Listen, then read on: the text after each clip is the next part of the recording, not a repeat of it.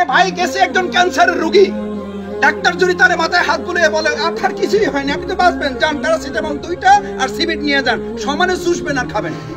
আজকে আফসোস করে বলি, পত্রিকার পরিসংখ্যান বলছি, গত 30 দিনে যত মদ, বিয়ার, জুয়া এবং ইয়াবা বিক্রি হয় না, আজকে একদিনে গোটা 30 দিনে তার কয়েক গুণ বিক্রি হবে। এটা আপনার ঠিক বললেও ঠিক, না বললেও ঠিক। তার মানে কি? তার মানে কি? ট্রেনিং নিয়েছি, ঢালও পেয়েছিলাম,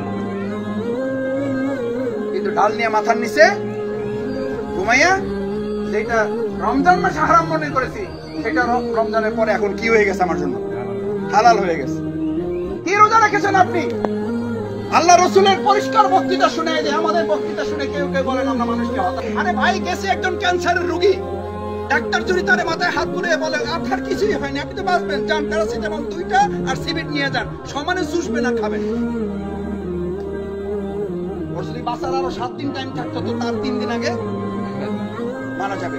এটা কি ডাক্তার তার ইনসাফ করছে না জুলুম করছে? জুলুম করছে। আমাদের মতো লোকদেরকে কেউ কেউ প্রশ্ন করেন, মাসুদ ভাই আল্লাহর জমিন, আল্লাহর দিন বিজয়ের কথা বলতে গিয়ে আপনারা ইবাদতের কিছু বিষয়কে হালকা করে ফেলেন। আমি বলি, আমরা এখন আক্রান্ত মানুষ, আমরা এখন রীতিমতো ক্যান্সার আক্রান্ত, টাইফয়েড আক্রান্ত, মৃত্যুপথ যাত্রী। ইমানের দৃষ্টিতে আমরা হাসপাতাল শুধু ভর্তি না, ওয়ার্ডে না, আমরা কেবিনে না, আমরা আইসিইউতে না, আমরা সিসিইউতে না, আমরা ইমানের দৃষ্টিতে এখন অলরেডি লাইফ সাপোর্টে আছি। সাপোর্টে বলেন, লাইফ সাপোর্ট কিসের দৃষ্টিতে?